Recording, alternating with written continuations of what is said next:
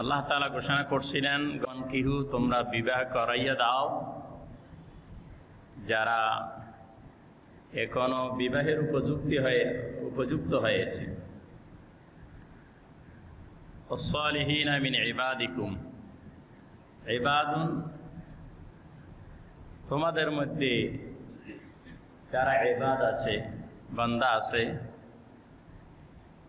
ওয়া ইমাইকুম ইন ইয়াকুনু ফুকারা ইউগনিহিমুল্লাহ। আমি গত সপ্তাহে এই আয়াতের প্রাসঙ্গিক একটা কথা বলেছিলাম। বিবাহ করাইলে আল্লাহ তাআলা কি করে?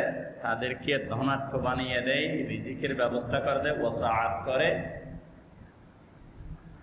সেই বিষয় দিয়ে সামনের দিকে যাব, কারণ এখানে একটা প্রশ্ন থাকতে পারে, যাদের অভাব আছে বিয়ে করলে অভাব আরো বেড়ে যাবে, অভাব থাকলে বিয়ে কি করবে, কেমনে করবে, সেটা একটা প্রশ্ন আছে। এটা আকলমন্দরা ইশারা বাসত, এই কথা নয় যে অভাব হইলে বিয়ে করবে, এটা না। অর্থাৎ বিবাহের উপযুক্ত যখন হয়েছে, বিবাহ করার যোগ্যতা, তখন আল্লাহ পাকের হাবিবের এই সুন্নাহটা যখন আমল করবে, তখন আল্লাহ তাআলা তার সংসারের মধ্যে শান্তি দিবে। কারণ গুনাহ যখন মুক্ত হয়ে যাবে, তখন সেখানে রহমত যখন, সওয়াব যখন হবে, সেখান থেকে তো আল্লাহ তাআলা বরকত তুলে নিবে না, বরং বরকত দিতেই থাকবে। তো বিবাহের উপযুক্ততা কতটুকু? এটা হলো একটা স্ত্রীকে ঘরে নিয়ে আসার জন্য, ওনাকে কিছু সম্মানী দেওয়ার জন্য যতটুকু বর্তমান পরিবেশ অনুযায়ী একজন স্ত্রীকে ঘরে নিয়ে আসতে হবে, কতটুকু? 10 লাখ, 20 লাখ, এটা কতটুকু দরকার? এটা একটা নিশ্চিত করা দরকার। কারণ আলোচনাটা বোঝার জন্য একটু খুব গভীর মনে শুনবেন। আমাদের সমাজের মধ্যে কিছু সমাজ আছে, এখনো বোন আছে, ছেলে বড় হয়ে গেছে।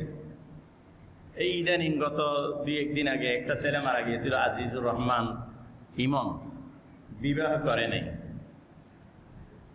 আপনি তো আজরাইল, তো আপনার সাথে চুক্তি হয় নাই, আমার বিয়ের আগে আজরাইল আসবে না, এটা ইমনকে ধরছে, আমাকে ধরবে না, এরকম হইতে পারে না। এখন এই ইমনের সাথে যারা ছিল তারা অবাক হয়ে গেছে, তারা এখন ভয় পেয়ে গেছে। তারা ভয় পেয়েছে, বুঝলো যদি তারা 5 ওয়াক্ত মসজিদে যদি এসে যায়, তাহলে তারা মনে করবে যে তারা ভয় পাইছে। আর যদি মসজিদে না আসে, তাহলে এটা নাটক। ভয় পাইছে মানে নাটক। ভয় কাকে বলে? আম্মু মারবে, তাড়াতাড়ি বই নিয়ে হাতে বসে গেছে পড়ার জন্য। টিচার মারবে, ক্লাসে উপস্থিত, পড়া মুখস্থ করে। কারণ কাজে বাস্তবায়ন হবার না ভয়। আল্লাহর ভয় কখন হয়? যদি বন্দায় আল্লাহর ভয়ে, আল্লাহর নির্দেশের মধ্যে রত হয়ে যায়, ওইটাকে বলে ভয়। আর কিছু ভয় আছে, এটা নাটক, এটা যেন না হয়। একটা ছেলে চলে গেল, বিবাহ করে নাই, অল্প বয়সে চলে গেল, হয়তো আমাদেরকে চলে যেতে হবে। তাই সেই হিসেবে আমরা তো বিবাহ করলাম, অনেক সময় পাইলাম, আল্লাহর দরবারে নিয়ামতের শুকরিয়া আদায় করার দরকার। এবং যারা আসতেছেন যুবকদের এগুলো খেয়াল করা দরকার।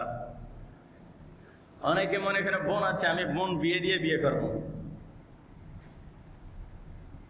এইরকম যদি হয়, আমি সেদিকে যাচ্ছি না, ওদিকে যাচ্ছি না। যে যারা এই কথা ভেবেছে আমার বোন হইলে, বিয়ে হইলে আপনার বিয়ে হবে, এখন দেখতেছি বোনও বিয়ে দিতে পারে না, আপনি বিয়ে করতে পারেন নাই, দুনিয়া থেকে সরে গেছেন, এরকম হইতে পারে, হচ্ছে।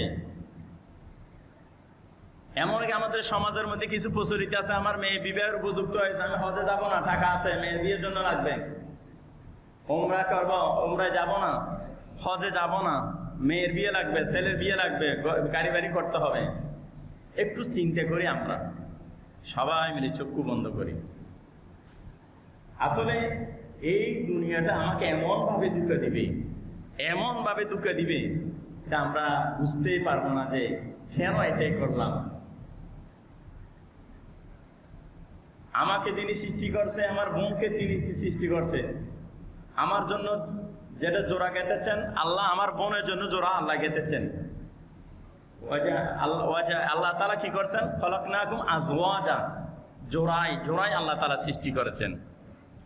আমি যদি ওটা নিয়ে মাথা ব্যথা করি তাহলে হ্যাঁ করতে পারেন, ওনার বোনের জন্য আমি কিছু টাকা রেখে দিতে পারি, আমিও বিয়ে করে ফেলতে পারি।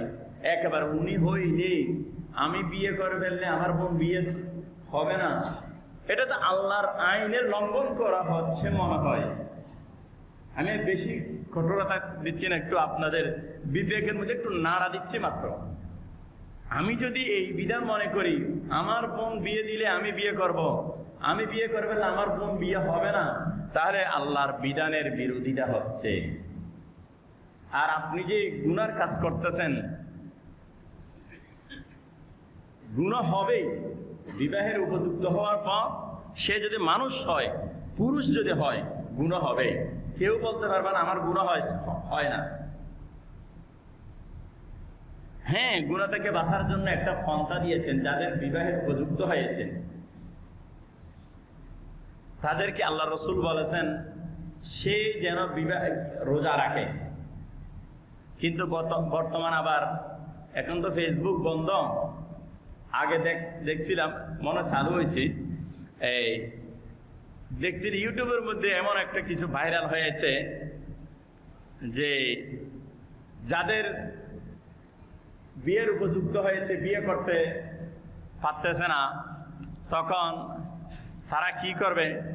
বিয়ে করতে না পারলে তখন তাদের জন্য নতুন একটা কৌশল, একটা মোল্লা ফতোয়া দিয়েছেন, এটা মাস্টারবেশন করা। এটা যারা শিক্ষিত মানুষ তারা বুঝবেন, আর আমি অন্য একটা ব্যাখ্যা করতেছি না ওদিকে। এটা খারাপ একটা ফতোয়া দিয়ে ফেলেছেন একটা শেখ নামক যেই হোক একজন ব্যক্তি। এটা এমন একটা গুনাহ, মারাত্মক, কোরআন এবং হাদিসের মধ্যে আছে, এটা কোনো মুহূর্তে জায়েজ নাই। বলতে একেবারে একদম নারী বা অন্য জনের সাথে ব্যভিচার হওয়া থেকে নিজে নিজে শরীরকে কন্ট্রোল করার জন্য এইরকম অপকর্মটা করলে ওটা বড় গুনাহ থেকে বাঁচা যাবে। অথচ এটা নিজ থেকে মন গড়া এরকম ফতোয়া দিয়ে যুবকদেরকে ওইদিকে নিয়ে যাওয়া, এটা মারাত্মক একটা অন্যায়। এটা শারীরিকভাবে সেই পঙ্গু হয়ে যাবে এবং আমল নামার দিক দিয়ে, কলবের দিক দিয়ে সে একদম দুর্বল ইমানদার হয়ে যাবে, দুর্বল হয়ে যাবে এবং পাপের পাল্লা ভারী হয়ে যাবে। অথচ যে বিধান আল্লাহ রসুল সরাসরি হাদিসের মধ্যে বলে ফেলেছেন রোজা রাখো, এর বাইরে কোনো বিকল্প, কোনো আর নাই। এই জন্য বেশি বেশি রোজা রাখতে হবে। যারা কেউ যদি বিবাহ করার উপযুক্ত সামান যদি না থাকে, যে কথা একটু ক্লিয়ার বললাম, আপনার যদি বিবাহের উপযুক্ত হয়েছেন তাহলে বোন থাকুক, ভাই থাকুক, কে থাকুক, এগুলো আল্লাহ দেখবে। ওমা মিন দাব্বাতিন ফিল আরদি ইল্লা আলাল্লাহি রিজকুহা। আমাদের ঈমানে এত যে দুর্বল, প্রত্যেক জায়গায় স্ব জায়গায় আমরা একটু চিন্তা করব। যারা মুরব্বী হয়ে গেছি, আল্লাহ আপনাদেরকে অনেক নেক হায়াত, দীর্ঘ হায়াত দিয়েছেন, আপনাদেরকে আর একদম আরো ফাঁকাপুক্ত হতে হবে এই ব্যাপারে। আপনারা পরিবারকে কন্ট্রোল করবেন, উপদেশ দিবেন। কারণ যুবকরা অনেক সময় দুনিয়ার লোভে পড়ে ইমানটা দুর্বল হয়ে যেতে পারে। মুরব্বীদের এক ফাঁক প্রায় 2 ভাগ কবর চলে গেছে। আপনাদের উপরে ইমান এত মজবুত হতে হবে যে কোনো মুহূর্তে চলে যাবেন। আপনারা যুবকদেরকে, ছেলেদেরকে, নাতিদেরকে এই পরামর্শগুলো দিবেন। আপনাদের একটা পরামর্শ, একটা পরিবার ঠান্ডা হবে, শান্তি হবে।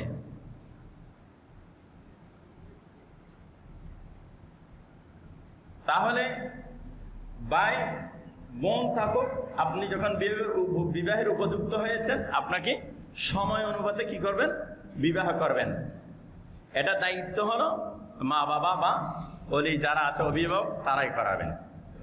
যদি কোনো ছেলে হয়তো বা বন্ধু বান্ধব এরকম একটা চয়েস হয়েছে, হতে পারে, তবে এটা মা বাবাকে ইনফর্ম করতে পারবেন।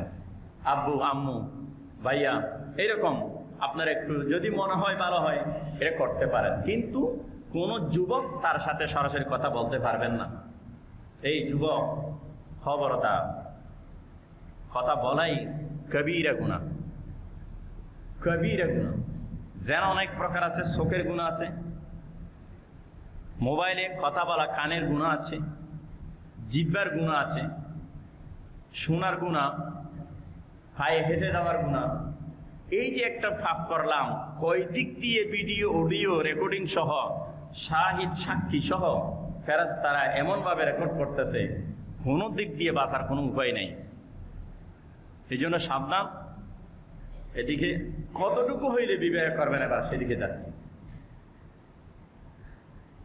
আপনাকে একটা চাকরি, আপনার কি 10 ভরি স্বর্ণ, 5 ভরি স্বর্ণ, 10 লক্ষ টাকা মহারণা লাগবে না। সেই বিষয়ে হানাফি মাযহাব অনুযায়ী সবচেয়ে বেশি যেখানে মহারণার দাম 10 দিরহাম, এটা দিরহাম নিয়ে নেটের মধ্যে সার্চ করবেন, বর্তমানে এটা আপডেট হয়। এই জন্য আমি মূলটা 10 দিরহামটা নির্ধারণ করলাম। এখানে প্রায় 3 লাখের কাছাকাছি মহারণা, 2.5 লক্ষ, 2,70,000 এইরকম মহারণা ফাতিমি এভাবে হাজিরা বলে থাকে। এতটুকু যদি আপনার মোহর দেওয়ার তৌফিক থাকে, তখন আপনি বিয়ে করে ফেলবেন।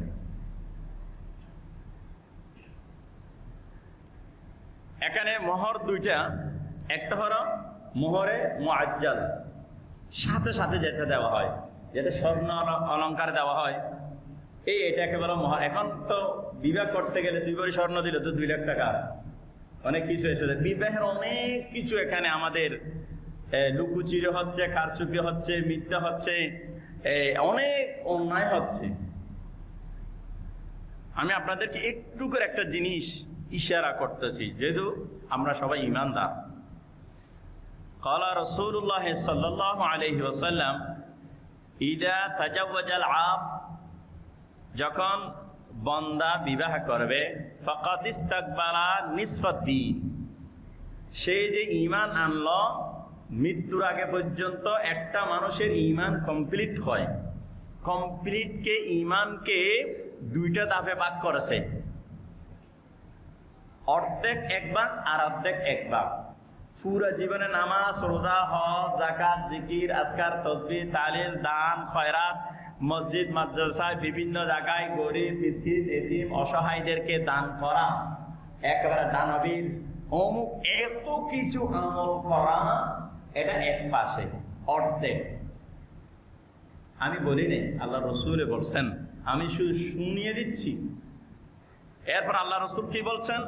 ফাকাদ ইস্তাকবালা নিসফাদ্দীন, যে ব্যক্তি বিবাহ করল, তাহলে পুরা জিন্দগির মৃত্যু, জন্ম বালেক খবর প্রত্যেকে মৃত্যু পর্যন্ত যে আমল করেছেন 100 বছর, 60 বছর, 70 বছরের, সেই ঈমান এবং আমলের একটা অংশ, আর একটা অর্ধেক অংশ হলো যে বিবাহ করলো, বিবাহ করার মাধ্যমে তার ঈমানটা কামালিয়ত অর্জন করলো। সুবহানাল্লাহ।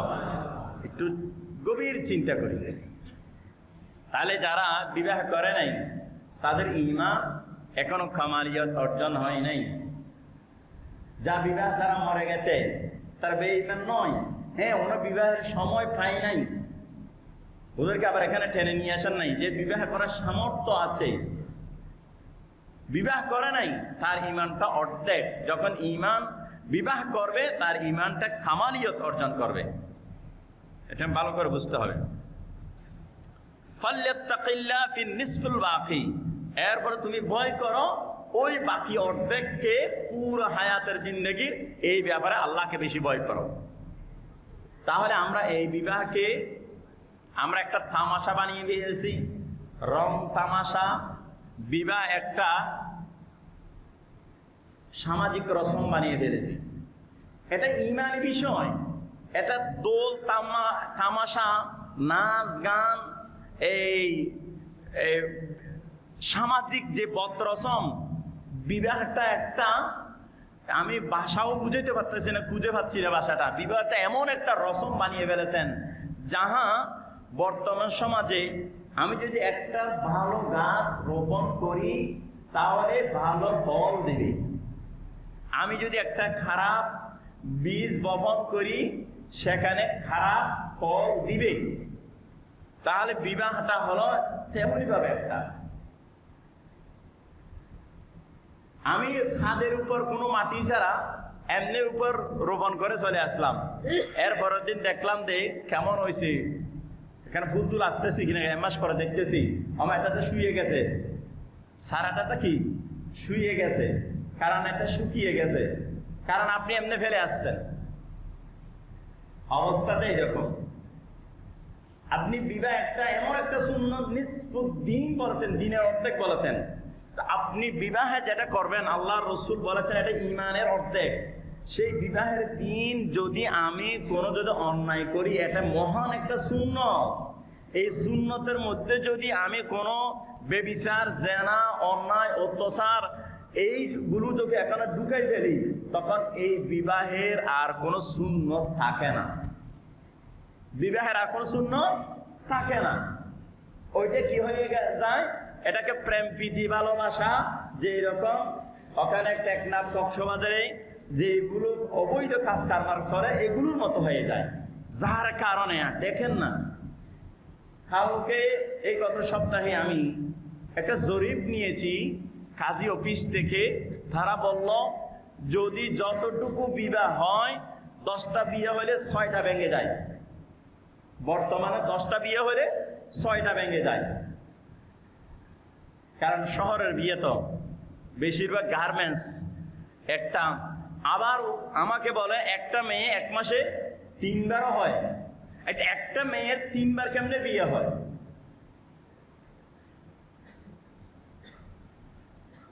ওয়াল্লাহি এটা আল্লাহর কোরআন, ওয়াল্লাহি এটা আল্লাহর কোরআন ধরে দেখে দেখছিলাম এক জায়গায় এক মোল্লা জুমার নামাজ পড়ে খতিবগিরি করেছে, আর একটা মেয়ে সে আগ্দ ভরাচ্ছে টাকার জন্য,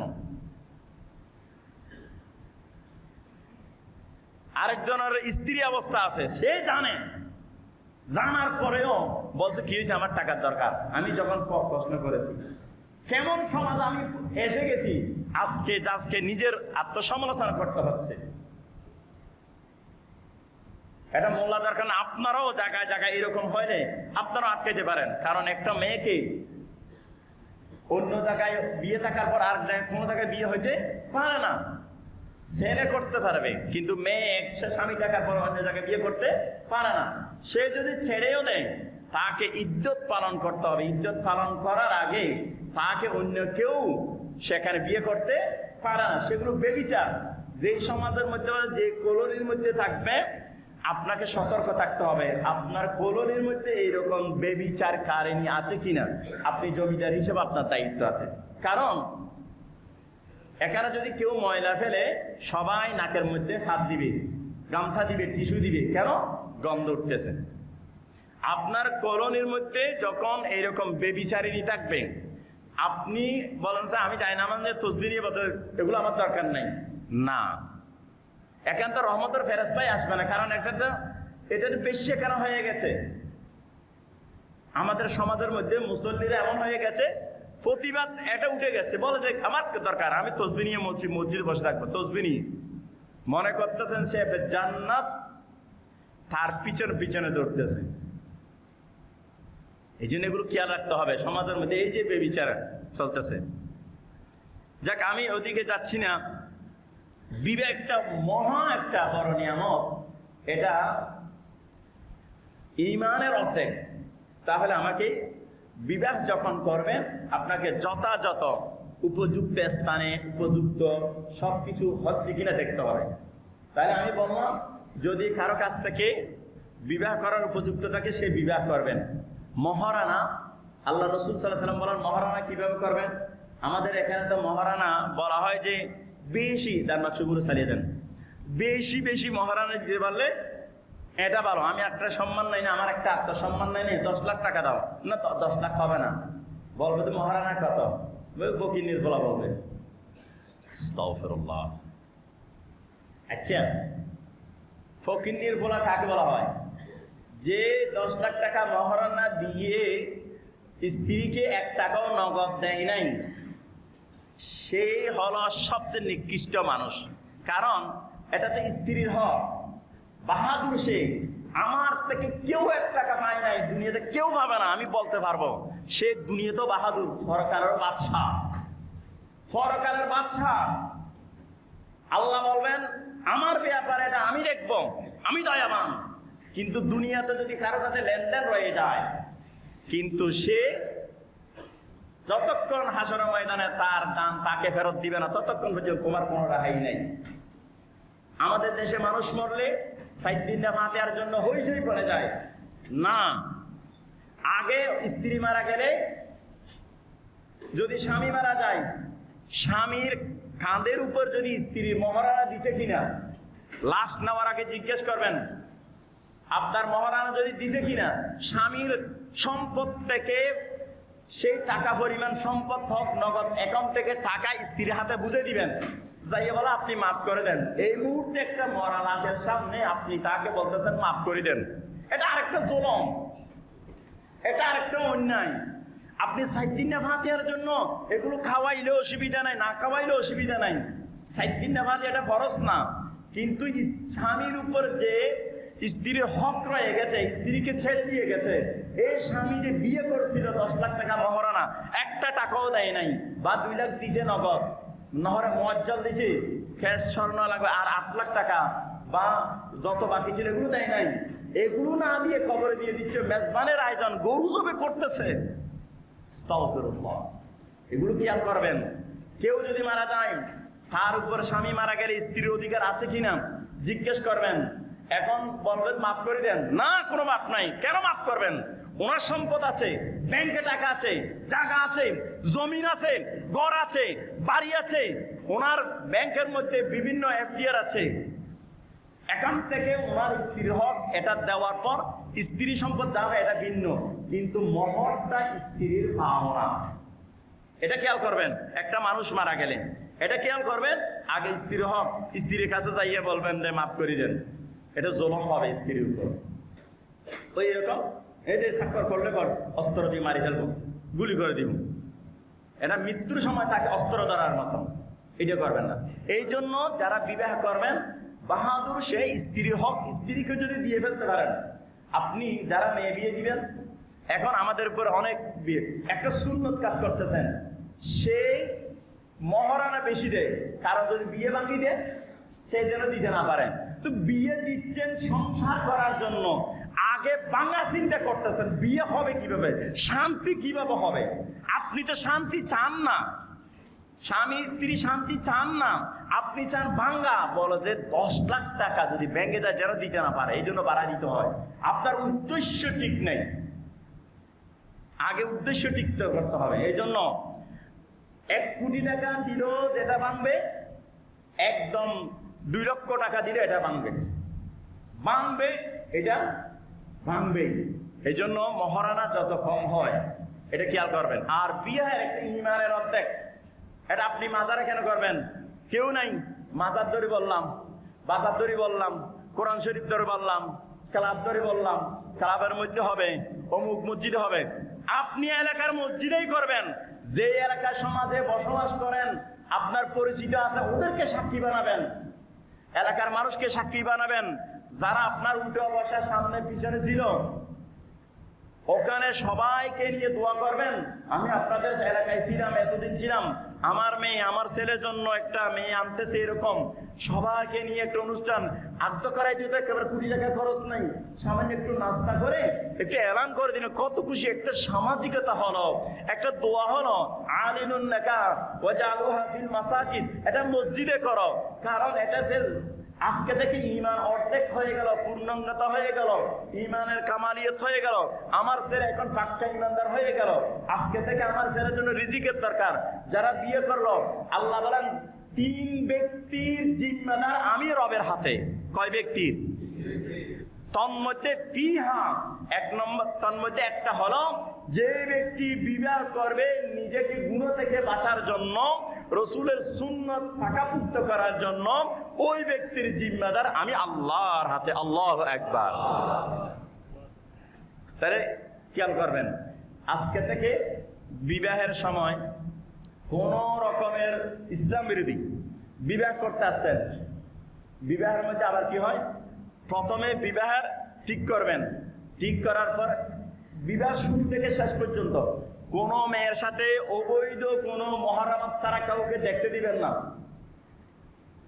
ইজান নিতে গিয়েছেন মেয়ের কাছে, অমুক অমুক অমুক আর অমুক অমুক যে ইজান নিয়ে যায়, বিবাহ হবে, কেউ বলে হবেও না, হইলেও জেনার সাথে শুরু হয়ে যাবে বিবাহটা। একজন বাবা যাবে, মেয়ের বাবা এবং মেয়ের ভাই মেয়ের থেকে অনুমতি নিয়ে আসবে, এবং বাবা ভাই তারাই এগুলো চালাবে।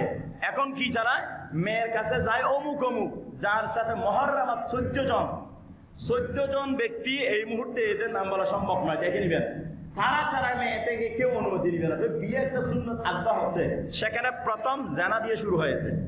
খেয়াল করবেন, ইজান কারা নিবে, যাদের সাথে বিবাহ করা হারাম ওই রকম ব্যক্তি বাবা যাবে, রক্তের ভাই যাবে, 14 জন পুরুষ যারা আছে বা যাদের নিতে পারে তারাই ইজান নিয়ে আসবে, যেন মহিলার সাথে প্রথমে যেন ব্যভিচার শুরু না হয়। এরপরে মহারানা এই যুবক ছেলে যদি রাসূলের সুন্নত যদি মানতে চান ফুল পেমেন্ট করে দিবেন। এই জন্য একটা নেককার মেয়ে দেখবেন, এটাই আপনার সংসারকে ফুটিয়ে তুলবে। এটা কালো হোক শ্যামলা হোক, এটাই আপনার সংসারে শান্তি দিবে। আজকে সমাজ ভাঙতেছে অহরহ, কিন্তু আমরা বিবাহ করা সুন্নত, এটা সুন্নত হিসেবে না, এটা হয়তো কাউকে দেখানোর জন্য, শরীরের বা বিভিন্ন চাহিদার জন্য, এই জন্য বিয়ে করতেছি। এই জন্য আজকে অহরহ বিয়ে ভাঙতেছে, একেবারে পাইকারি হারে বিয়ে ভাঙতেছে। আর মেয়েরা তো পুরুষদেরকে নির্যাতন করতে আসে।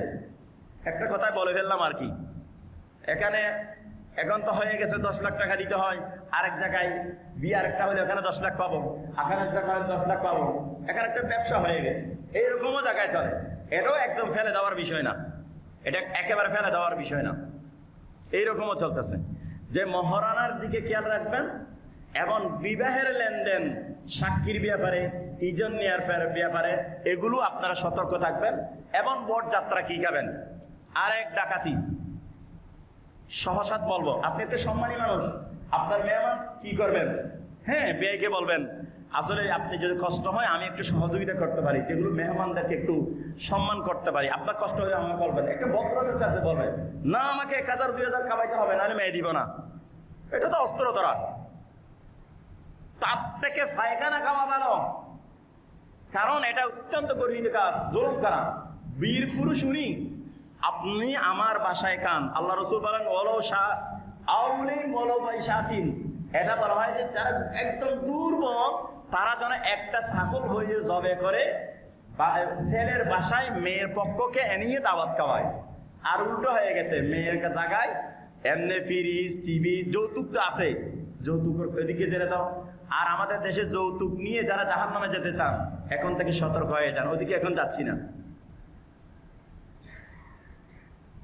যৌতুক এটা একটা চোর ডাকাত, হয়তো চোর হয়তো ডাকাত, এটা অন্যদিকে আলোচনা করবো। যারা যৌতুক নেই, হ্যাঁ কোনো মেয়ে বা মেয়ের বাবা যদি স্বইচ্ছাইতে খুশি না, এটা আমি আমার মেয়ে থাকবে, অসুবিধা নেই, আল্লাহ আমি দিচ্ছি, এটা ভিন্ন কথা। যদি জোর করে, হাজার হাজার পেপার পত্রিকা দেখা যায় যৌতুকের জন্য আত্মহত্যা করতেছে, বিভিন্ন রকম করতেছে। একটা মানুষ আত্মসম্মান আছে, আমার আছে, দিলে কি হয়েছে, মেয়ে কি দিই, এটা ভিন্ন কথা। তবে একটা কি এত খেয়াল করবেন, আমাদের যে সুন্দর প্রভাবশালী ব্যক্তিরা, আপনারা বছরে বছরে যে গরু দেন, যে ছাগল দেন, গরিবের উপর কোনো জুলুম হচ্ছে কিনা, আরেকটা মেয়ে চোখের পানি পড়তেছে কিনা, এটাও একটু খেয়াল করবেন। আপনি দিচ্ছেন কিন্তু না যেন এলান করবেন না, গোপনে দিয়ে ফেলবেন। আপনার টাকা আছে, অসুবিধা কি আছে, মেয়েকে দিচ্ছেন, যেন অন্য কাছে এটা বলিয়েন না, ওরা কষ্ট পাবে, এই কথা বুঝে দিবেন, ওরা কষ্ট পাবে। আপনি এত আলিশান হয়েছেন, আর একটু গরিব মানুষ কষ্ট পাবে, ওরা ছেলেরা কষ্ট পাবে। দেওয়ার সময় একটু সিস্টেম করলে সবকিছু আছে।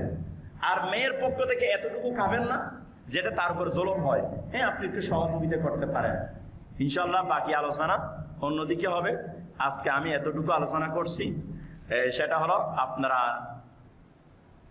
এই যে সমস্ত ভাইয়েরা বিবাহের জন্য এই বিভিন্ন তালবাহানা করতেছেন, আল্লাহর কাছে ফানা করবেন, আল্লাহ আমি যেন আমার ইমানটা পূর্ণাঙ্গ করতে পারি, সেজন্য আমাকে আর্থিক সচ্ছলতা দান করো, এবং এই পাপ কাজ থেকে যেন, কারণ প্রতি মুহূর্তে মুহূর্তে যে পাপ করছে অন্য নারীর দিকে খেয়াল যাচ্ছে, এটা তো পুরুষে যাবেই, এটার থেকে যেন বাঁচতে পারি।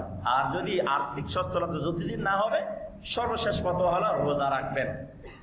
অন্য কোনো যে মাস্টার বেসনের কথা বলা হচ্ছে, অন্য কোনো ওই সমস্ত তাদের ওই কথা, এটা হারাম হারাম। এই হাত কিয়ামতের ময়দানে গুলো হামলা হয়ে যাবে, গর্ভবতী হয়ে যাবে ওই কাজ যদি কেউ করেন। এগুলো অনেক কঠিনতা কোরআন এবং হাদিসের মধ্যে আছে, সেদিকে যাবেন না, রোজা রাখবেন, আপনার সন্তানদেরকে খেয়াল রাখবেন। সর্বশেষ কথা হলো, আমার আরো আধা মিনিট দেরি হয়ে যাচ্ছে, আপনি আজকে থেকে সিদ্ধান্ত নেবেন, আমার ছেলে মেয়ের বিয়ের সময় আমরা কোনো যৌতুক দিব না, নিব না, অন্যায় করবো না, করাবো না, সুযোগও দিব না। সুন্নাহ যতটুকু হয় আপনি আমাদের থেকে একটা পরামর্শ নিতে পারেন, হুজুর আমি একটু সম্মানী মানুষ, কিভাবে করতে পারি, কোরআন সুন্নাহ মতো জিনিসটা কিভাবে করলে আমি আল্লাহর দরবার থেকেও বাঁচতে পারি এবং সমাজের মানুষকে বিয়েটা শান্তি হয়, একটু পরামর্শ নিতে পারেন। এখন তো হুজুরদের কাছে আসলে তো মেয়ের পক্ষ থেকে কিছু নিতে পারবে না, এই জন্য আসে না। তা আসবেন, আমরা সবাই মিলে সমাজটা শান্তি করতে চাই এবং আমার ইমানকে রক্ষা করতে চাই। আল্লাহ তাআলা তৌফিক দান করুক, আমিন।